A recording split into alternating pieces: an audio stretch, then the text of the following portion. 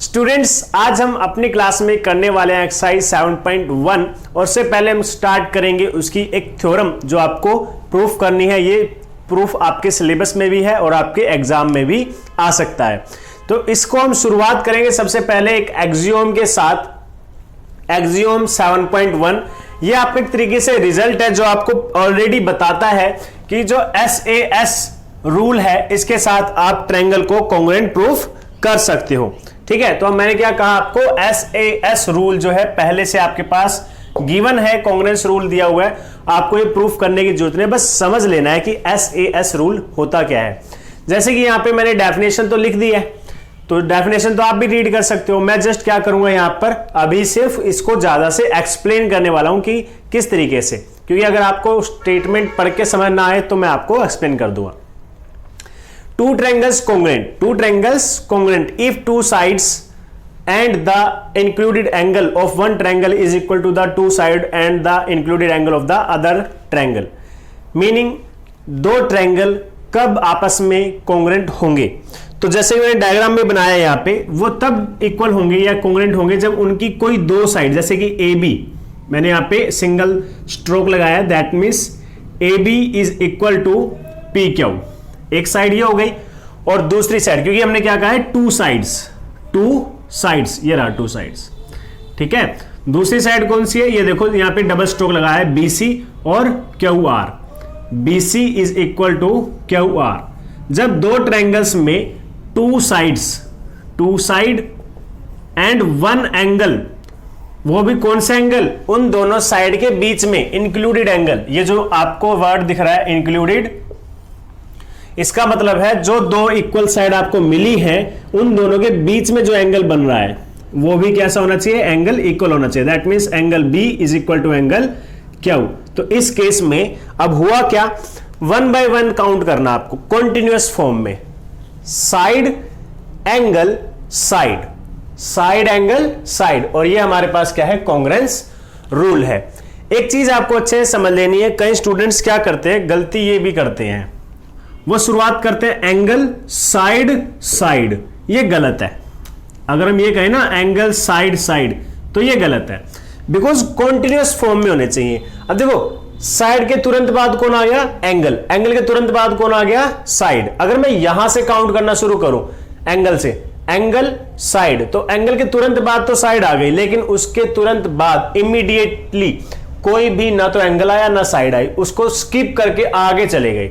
तो हमें काउंटिंग 3 नहीं देखनी, हमें कॉन्टिन्यूअस भी देखना कि कॉन्टिन्यूअस है या नहीं। ये तीनों चीजें काउंट तो करनी है, लेकिन ये भी ध्यान रखना है कि ये कॉन्टिन्यूअस है या नहीं है। एक और एग्जांपल लेता हूं जिसमें कॉन्ग्रुएंट नहीं होंगे। फॉर एग्जांपल ये ट्रायंगल है ABC और ट्रायंगल PQR। कैसे ट्रायंगल होंगे वो बता दिया, लेकिन कौन सी ऐसी कंडीशन है जिसमें ट्रायंगल जो आपके हैं कॉन्ग्रुएंट नहीं होंगे, ठीक है, उसकी भी कंडीशन बतानी जरूरी है। मैं कहता हूं AB is equal to PQ, BC is equal to QR and angle A is equal to angle P। बताइए क्या ये दोनों कॉन्ग्रुएंट हैं या नहीं। तो आंसर क्या रहेगा, आंसर इज नो। आंसर क्या रहेगा, नो। व्हाई, बिकॉज जो प्रॉपर्टी है वो ये कहती है जो आपकी इक्वल साइड आपको दिखाई दे रही है ना, उन दोनों से बनने वाला एंगल ही आपका इक्वल होना चाहिए, दूसरे एंगल से हमें कोई लेना देना नहीं है। अब अगर मैं इस प्रॉपर्टी को देखूं तो ये क्या बन रहा है, एंगल साइड, क्योंकि इमीडिएटली तो यही काउंट हो रहा है और ऐसा हमारे पास कोई रूल नहीं है। ठीक है, अब कुछ स्टूडेंट्स जिनको अच्छे से इसके बारे में नॉलेज नहीं हो पाएगी वो क्या करेंगे, इसको साइड एंगल और साइड काउंट करेंगे, साइड एंगल और साइड, जबकि वो क्या है, गलत है। ठीक है, कॉन्टिन्यूअस होना चाहिए, जो दो इक्वल साइड है उन्हीं के बीच में बनने वाला एंगल इक्वल होना चाहिए, अदरवाइज ट्रायंगल्स क्या है, कॉन्ग्रुएंट नहीं होंगे। आई होप आपको एक्सियोम 7.1 क्लियर हो चुका है और अब हम थ्योरम 7.1 को एक बार रीड करते हैं, और क्योंकि इसका हमें प्रूफ भी करना है तो इसका प्रूफ भी अभी हम इसी वीडियो में करने वाले हैं। अब एक बार समझ लेते हैं कि हमारी थ्योरम 7.1 क्या कहती है। तो ये कॉन्ग्रुएंस रूल है जो किस पर बेस्ड है, आपका एंगल साइड एंगल पर, एंगल साइड एंगल। ठीक है, इसका मतलब क्या है, कोई ऐसी ट्रायंगल जहां पर दो एंगल इक्वल है, एक दो, एक दो, दो एंगल इक्वल है और उनके बीच में, उन दोनों एंगल के बीच में जो कॉमन साइड है वो इक्वल होनी चाहिए। ये देखो, two triangles are congruent if two angles and the included side. देखो ये वर्ड बहुत इंपॉर्टेंट है, इंक्लूडेड साइड, यानी कि उन दोनों एंगल के बीच में जो साइड आएगी उससे हमारे एंगल्स क्या होंगे, ट्रायंगल्स क्या होंगे, कॉन्ग्रुएंट होंगे। तो यहां पर कंडीशन क्या है, angle B is equal to angle Q and angle C is equal to angle R और B C is equal to Q R. ठीक है, तो ये तो कौन सी कंडीशन थी जिसमें ये कॉन्ग्रुएंट हो चुके हैं। अब एक ऐसी सिचुएशन जिसमें कॉन्ग्रुएंट नहीं होंगे, फॉर एग्जाम्पल या सपोज कर सकते हो इसमें आपका बी सी इक्वल नहीं है, बी सी आपका क्यू आर के इक्वल नहीं है, सपोज कर लेते हैं। तो एक साइड कोई भी दे देता हूं, मान लीजिए मैंने ए बी कह दिया आपको, A B is equal to P Q. अब मुझे बताइए क्या ये दोनों ट्रायंगल कॉन्ग्रुएंट होंगे? तो नहीं होंगे, बिकॉज कंटिन्यूएशन नहीं रहा। अब हमने साइड ये बना दी, इससे क्या होगा, साइड एंगल एंगल।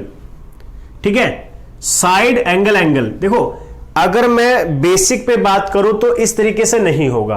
कब होगा? जब आपके पास क्या होगा, एंगल एंगल साइड होगा।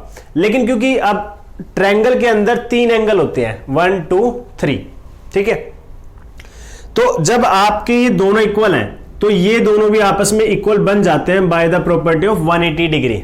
ठीक है, अगर ये दोनों एंगल इक्वल हैं, दो एंगल अगर किसी ट्रायंगल के इक्वल हैं तो थर्ड एंगल भी अपने आप ऑटोमेटिकली इक्वल हो जाता है बाय 180 डिग्री प्रॉपर्टी। इसलिए ये बाद में हम इसको प्रूव कर सकते हैं कि ये भी क्या है, एक तरीके से आपका कॉन्ग्रुएंट है, क्योंकि जहां पर आपने एंगल साइड एंगल पढ़ा है तो वहां पर आपका एंगल एंगल साइड प्रॉपर्टी भी काम कर जाती है। ठीक है, इस कंडीशन में भी आपके ट्रायंगल क्या रहेंगे, कॉन्ग्रुएंट रहेंगे। लेकिन देखो कॉन्ग्रुएंट तो रहेंगे, लेकिन अगर आप मान लीजिए आप कहते हो एंगल, मान लीजिए जैसे आपने कहा एंगल साइड एंगल, और इस ट्रायंगल में आप ये लगा दो एंगल साइड एंगल, बेशक ट्रायंगल कैसे है, कॉन्ग्रुएंट है, लेकिन प्रॉपर्टी एंगल साइड एंगल नहीं लगेगी। उस केस में कौन सी लगेगी, angle angle side. I hope आप समझ गए होंगे। अगर आपको थोड़ी बहुत कंफ्यूजन हो रही हो कि पहले कुछ कहा था बाद में कुछ कह रहे हैं, तो वीडियो को दोबारा से शुरू कर लेना जहां से मैंने ये डायग्राम शुरू किए थे। तो जब आप उसको ऊपर ध्यान दोगे तो आपको पता चल जाएगा कि पहले एंगल साइड एंगल की बात हो रही थी इसी डायग्राम में, उसके बाद थोड़ी देर बाद मैंने क्या किया, इसी डायग्राम को थोड़ा चेंज कर दिया। किसके लिए, आपके एंगल एंगल साइड प्रॉपर्टी के लिए। ठीक है, क्लियर रहेगा? आई थिंक इतना क्लियर है आप लोगों को। चलिए, अब हमें क्योंकि इसका प्रूफ भी करना है तो इसी ट्रायंगल से काम चला लेते हैं। अब हमें इसे प्रूफ करना है। प्रूफ करने के लिए आपको क्या करना पड़ेगा, सबसे पहले लिखेंगे गिवन। देखो आप क्या करो, इसे साथ के साथ नोटबुक पे उतार लो या फिर इसकी स्क्रीनशॉट ले लेना, बिकॉज थ्योरम जो सोल्व करनी है वो है थोड़ी सी बड़ी है। ठीक है, लार्जर वॉल्यूम में है, तो शायद हो सकता है मुझे ये दोनों इरेज करने पड़ेंगे जब ये यहां पे फिल हो जाएगा। तो इसलिए ध्यान रखना, मैं सारी चीजें रफ कर दूंगा, गिवन प्रूफ वगैरह सब इरेज कर दूंगा। ठीक है, सो गिवन, अब आपके पास क्या है, गिवन। गिवन क्या है आपके पास, A B C and P Q R two triangles such that.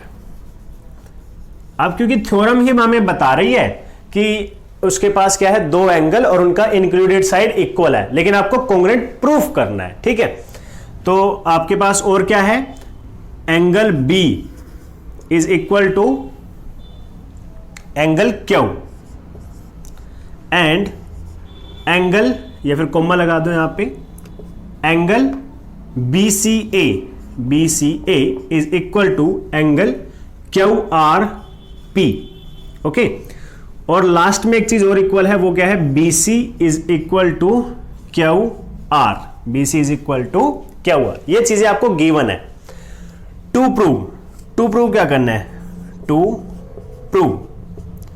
Prove करना है आपको triangle ABC is congruent to triangle P Q R. तो प्रूफ करते हैं। जब आप प्रूफ करोगे तो यहां पे आपके पास 3 पॉसिबिलिटीज होंगी। There are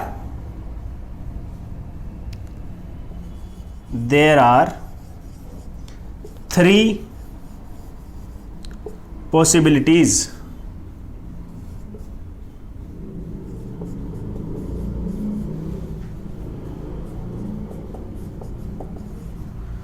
okay, there are 3 पॉसिबिलिटीज। अब हो क्या सकता है जब आप इस ट्रायंगल को कॉन्ग्रुएंट प्रूफ करने की कोशिश करोगे। देखो मैं कंडीशन पहले ही आपको समझा देता हूं ताकि जब मैं आगे प्रूफ करने जाऊंगा तो तब आपको बीच में ब्रेक ना करूं आपका फ्लो, तो पहले ही समझा देता हूं।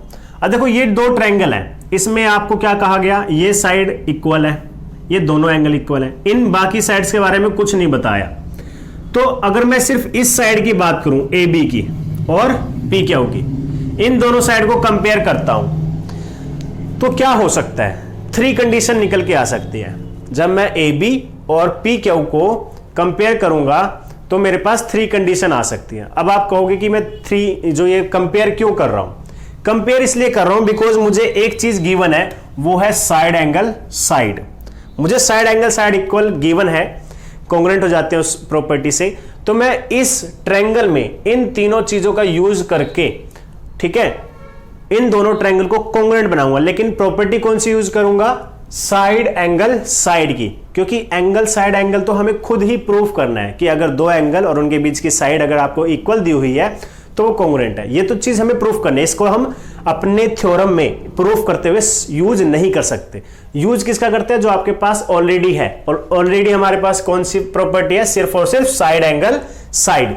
इसलिए मैं चाहता हूं कि एक साइड ये इक्वल है, एक एंगल इक्वल है। अगर ये वाली साइड भी किसी तरीके से इक्वल प्रूफ कर दूं तो क्या हो जाएगा, ट्रायंगल कॉन्ग्रुएंट हो जाएंगे और हमारी ये जो प्रॉपर्टी है वो ट्रू हो जाएगी। ठीक है, अब इसके लिए मुझे क्या चाहिए, इन दोनों साइड्स का कंपैरिजन करना पड़ेगा। और जब मैं कंपैरिजन करूंगा तो 3 कंडीशन निकलकर सामने आएंगी। वो कौन कौन सी है। फर्स्ट कंडीशन अगर आप देखो, हो सकता है ए बी क्या हो, पी क्यू के इक्वल हो। अगर ऐसा है तो साइड इक्वल हो गई, फिर एंगल इक्वल हो गया और फिर साइड इक्वल हो गई, तो ये दोनों आपस में क्या हो गए, कॉन्ग्रुएंट।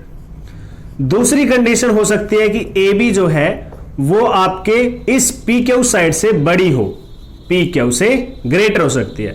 थर्ड कंडीशन क्या है, थर्ड कंडीशन है ए बी जो है वो छोटी भी हो सकती है। ठीक है, इन तीनों कंडीशन से अलग कोई कंडीशन नहीं होने वाली। तो अब आप इतना याद रखना, ये तो आपको इरेज कर दूंगा और ये भी इरेज कर दूंगा। बस आपको याद क्या रखना है कि ये चीजें हमें गिवन थी और ये हमें प्रूफ करना है और 3 पॉसिबिलिटीज का नाम लिया था। तो अब हम फर्स्ट पार्ट से, फर्स्ट पॉसिबिलिटी से इसको शुरू करते हैं। डायग्राम आपके सामने है और तीनों कंडीशन मैंने जस्ट ऐसे ही, आपको लिखनी नहीं है लेकिन मैंने इसलिए लिखी है ताकि आपका कंटिन्यूस इस पे नजर बनी रहे और हमारा क्वेश्चन जो है समझना आसान रहे। तो पहली कंडीशन में हम क्या मानेंगे, जब आपको क्या दिया जाएगा, ए बी और पी क्यू इक्वल दे दी जाएंगे ये दोनों। ठीक है, तो उस कंडीशन में क्या होगा, तो देखते हैं उस कंडीशन में क्या होगा। हम प्रूफ स्टार्ट कर रहे हैं और प्रूफ में मैंने आपको पहले ही लिख दिया था, देयर आर 3 पॉसिबिलिटीज। तो सबसे पहले कंडीशन में क्या हो सकता है, केस 1।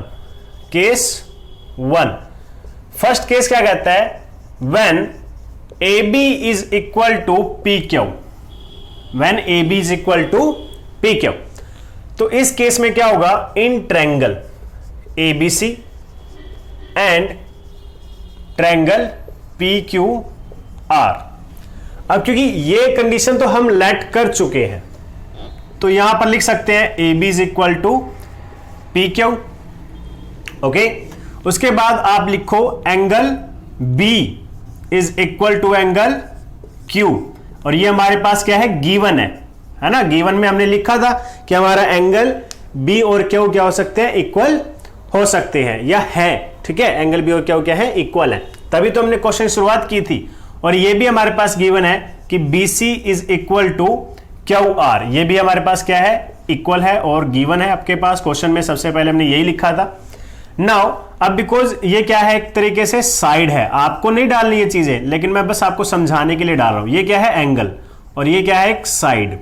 तो आपका जो ट्रायंगल है ए बी सी वो क्या हो जाएगा, कॉन्ग्रुएंट हो जाएगा, किसके साथ, पी क्यू आर के साथ। और प्रॉपर्टी कौन सी लगेगी, by side angle side.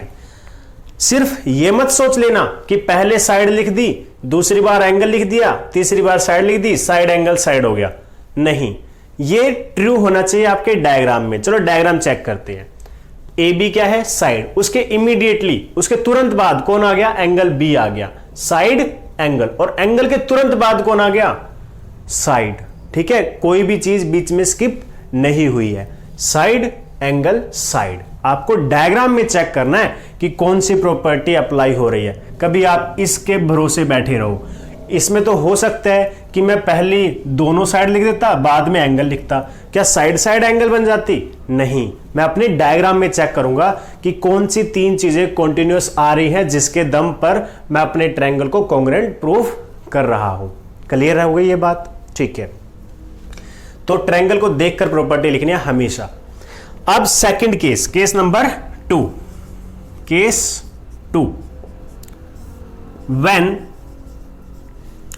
AB is greater than PQ। अब देखो, अगर AB PQ से ग्रेटर है, एक बार के लिए मैं एक डायग्राम बना रहा हूं, आपको भी बनाना है ये डायग्राम। ठीक है, हर केस के साथ आपको डायग्राम बनाना जरूरी है। तो ये बना दिया मैंने डायग्राम।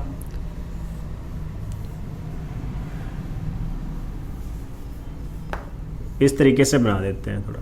ठीक है, ABC, वैसे आपको इक्वल बनाने हैं दोनों डायग्राम, उसमें कुछ भी चेंज नहीं करना। अब मैं क्या कह रहा हूं? AB क्या है? ग्रेटर है PQ से। AB is greater than PQ।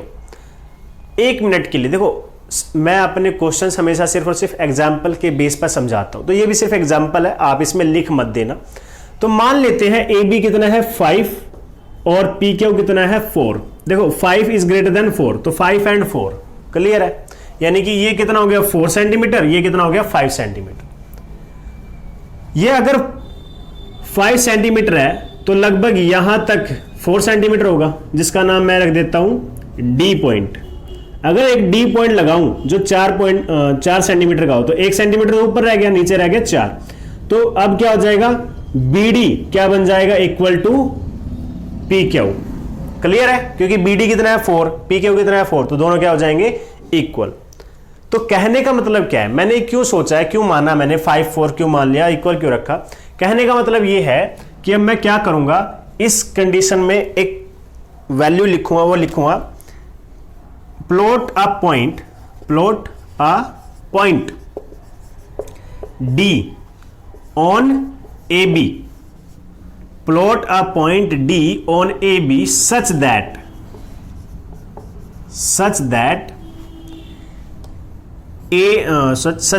BD is equal to PQ, जिससे कि क्या हो गया? BD और PQ दोनों इक्वल हो गए। तो अब इसको ज्वाइन कर दो इसके साथ। ठीक है, and join C to D, C को D से ज्वाइन कर दो। अब हमारे पास दो ट्रायंगल है, अब ध्यान से देखना है इसको। ठीक है, now in triangle DBC and triangle PQR। एक चीज और देखी है मैंने, कुछ स्टूडेंट्स जो मिस्टेक करते हैं, वो यहां पे जैसे मैंने यहां लिखा है in triangle ABC and triangle PQR, वो यहां पर भी गलतियां करते हैं, छोटी छोटी मिस्टेक करते हैं। जो जिनका मैथ थोड़ा सा कमजोर होता है वो यहीं पर गलतियां करते हैं। वो एंड की जगह यहीं पर कॉन्ग्रुएंट का साइन लगाते हैं, फिर आगे प्रूफ करते हैं। अगर आप पहले ही कॉन्ग्रुएंट लिख चुके हो, फिर प्रूफ करने की क्या जरूरत है? तो यहां पे क्या लिखना होता है? एंड। भाई इन ट्रायंगल ABC और ट्रायंगल PQR में हम क्या चीजें कंपेयर कर रहे हैं। क्लियर है इस चीज को? तो यहां पे कॉन्ग्रुएंट मत लगाया करो, जब प्रूफ हो जाए वहां कॉन्ग्रुएंट का साइन लगाना होता है। अब ये हो चुका है इन ट्रायंगल DBC और PQR। अब इन्हें कंपेयर करने वाले हैं। तो जब आप कंपेयर करोगे, ये तो आपने खुद से बनाया है, तो BD is equal to PQ दिया हुआ है, और angle B is equal to angle Q, ये आपके पास क्वेश्चन में से गिवन है। इसके साथ साथ BC is equal to QR, ये भी आपके पास क्वेश्चन में क्या है? गिवन है। दैट मीन्स साइड, एंगल और साइड डायग्राम में चेक कर लेना, इसके भरोसे मत बैठे रहना। ठीक है, और लिखना भी नहीं है, ये SAS आपको लिखना नहीं है, ये सिर्फ आपको समझाने के लिए है। तो you can say that triangle DBC is equal to triangle PQR, ठीक है, क्योंकि और कौन सी प्रॉपर्टी लगेगी, by SAS, side angle side. तो हमने प्रूव कर दिया DBC is equal to PQR। आपका SAS से क्या हो चुका है, कॉन्ग्रुएंट हो चुका है। कॉन्ग्रुएंट का सिंबल थोड़ा सा और लगा देते हैं इसके अंदर, ये हो गया कॉन्ग्रुएंट का सिंबल। अब आपको क्या प्रूफ करना है, अब देखो अगर ये दोनों कॉन्ग्रुएंट हैं, और कॉन्ग्रुएंट ट्रायंगल का क्या होता है, तीनों साइड इक्वल होती हैं और तीनों एंगल इक्वल होते हैं। कॉन्ग्रुएंट ट्रायंगल का मतलब सिर्फ और सिर्फ यही है कि उसकी 3 साइड और 3 एंगल सारे इक्वल। अब तो ठीक है, तो अब आप एंगल दिस वन BCD और एंगल QRP दोनों इक्वल दिखा सकते हो। कौन सी प्रॉपर्टी लगाओगे, जो मैंने आपको लास्ट वीडियो में बताया था कि आप भर भर के यूज करने वाले, उसका अब टाइम आ चुका है, CPCT। तो you can say that so angle BCD is equal to angle QRP by CPCT, ठीक है। बट इसके साथ साथ हमारे पास एक और प्रॉब्लम है, वो क्या है, एंगल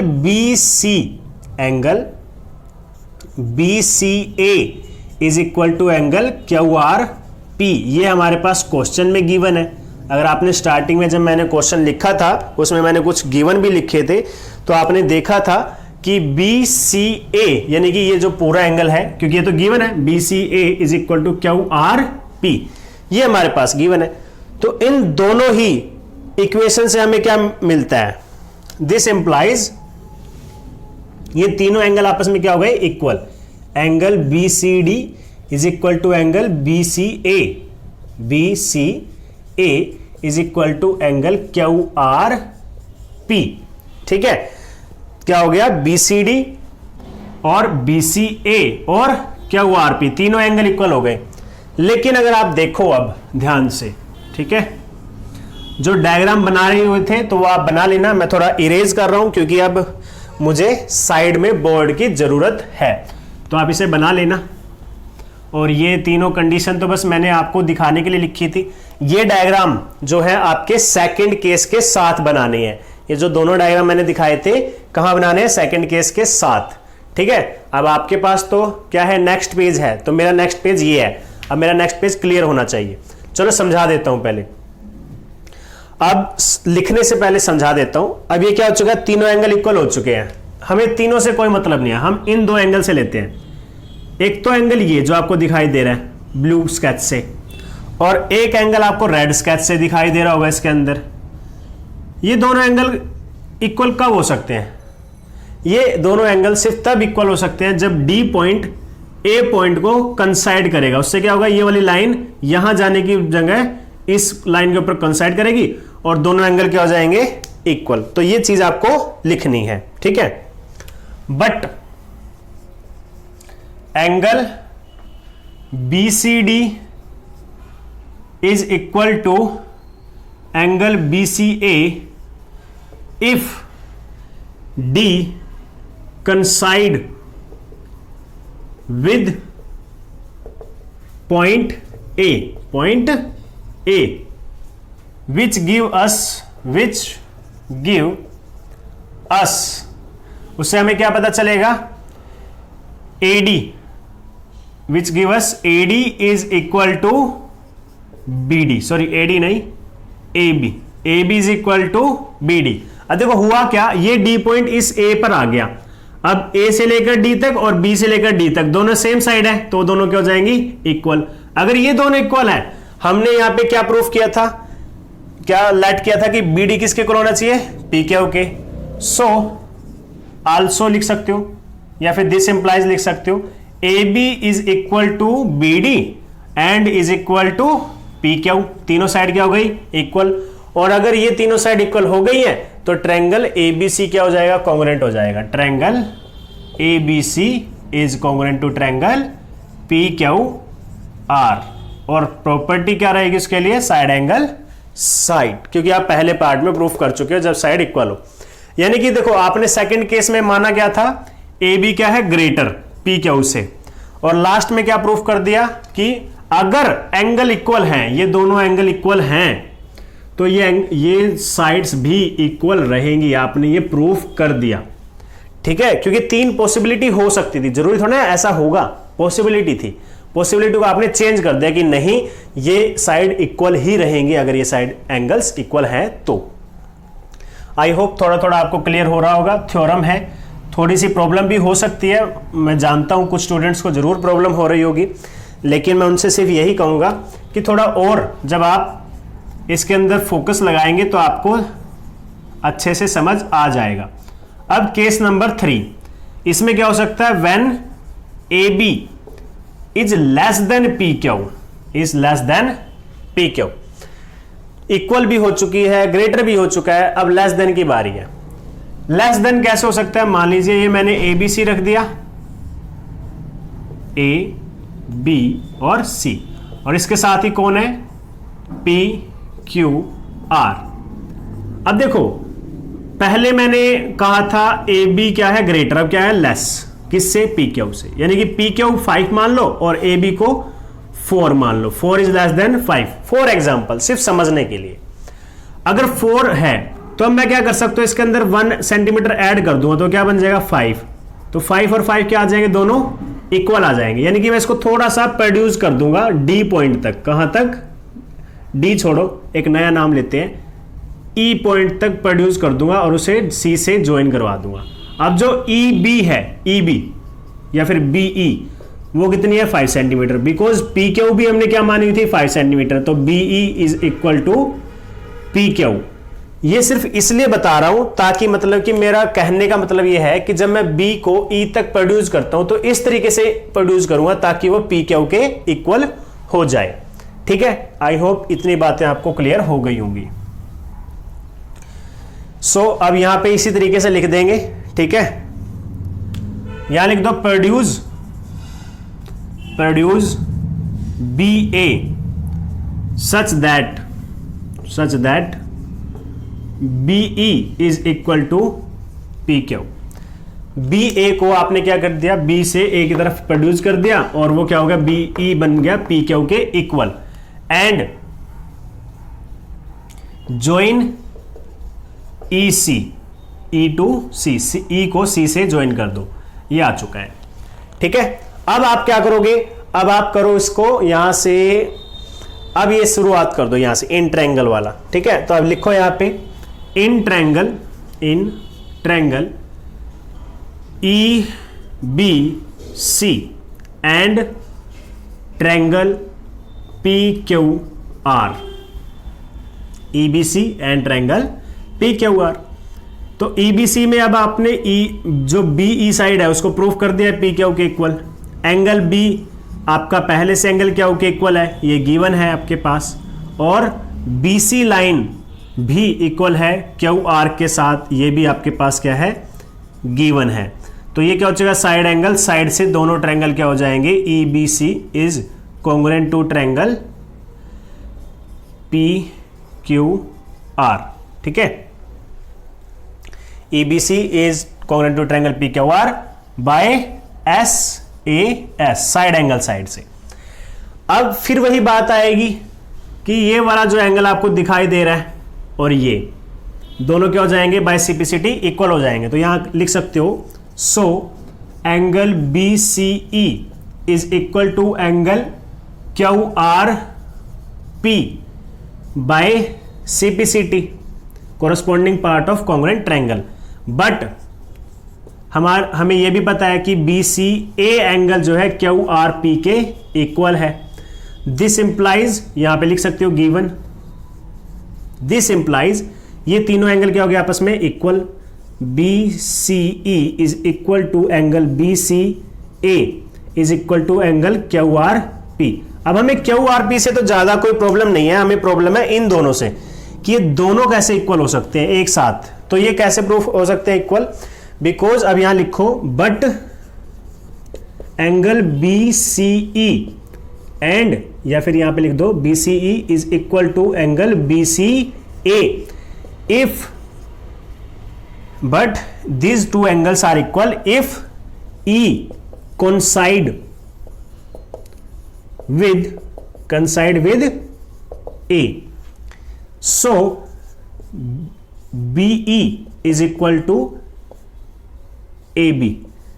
ओके, तो अब क्या हो गया, ए जो E पॉइंट है, अगर ये दोनों एंगल इक्वल होने होंगे, एक ये ब्लू वाला और एक जो रेड वाला दिख रहा है, ये दोनों एंगल तब इक्वल हो सकते हैं जब E पॉइंट A पर कंसाइड करे। अगर ये A पर आ चुका है, ये दोनों पॉइंट A पर आ चुके हैं, तो AB और BE दोनों क्या है, सेम है और दोनों इक्वल हो जाएंगे। तो यहां से अब आपको क्या मिल जाएगा, जो हमने लास्ट क्वेश्चन में किया था, साइड मिल गई थी, तो यह कह सकते हैं so AB is equal to EB is equal to PQ। This give us triangle ABC is congruent to triangle PQR। ठीक है, ये कैसे पॉसिबल हुआ, ये सिर्फ और सिर्फ तब पॉसिबल हुआ बिकॉज हमें ये गिवन था कि ये जो ब्लू वाले मैं आपको बना के दिखा रहा हूं एंगल्स, ये दोनों इक्वल हैं। अगर ये दोनों एंगल इक्वल नहीं होते तो मैं ये बिल्कुल भी नहीं कह सकता था कि E पॉइंट को यहां पे कंसाइड करवाओ। ठीक है, ये जो कंडीशन निकल के आ रही है बार बार, यहां पर भी 3 एंगल्स इक्वल किए थे हमने, ठीक है, और यहां पर भी मैंने 3 एंगल्स को इक्वल प्रूफ किया है। यहां पे ये देखो 3 एंगल्स को प्रूफ किया है इक्वल में। तो ये कंडीशन कहां से आई है, ये कंडीशन सिर्फ और सिर्फ तब आई है जब आपको कहा गया था कि ये वाले 2 एंगल आपके इक्वल हैं। अगर ये 2 एंगल इक्वल नहीं होते तो ये कंडीशन नहीं आती, कंडीशन नहीं आती तो लाइन इक्वल नहीं बनती, इक्वल नहीं बनते तो कॉन्ग्रुएंट भी नहीं हो पाते। तो अब लास्ट में आप जाके लिख सकते हो, हेंस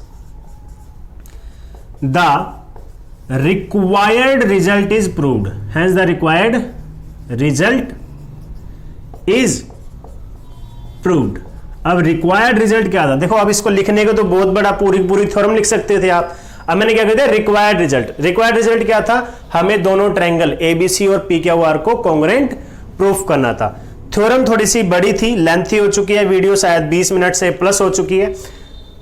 तो इस थ्योरम को हो सकता है 70% स्टूडेंट को अच्छे से समझ आ चुकी होगी, 30% स्टूडेंट्स को अभी भी ऐसा लग रहा होगा कि ये हुआ क्या है।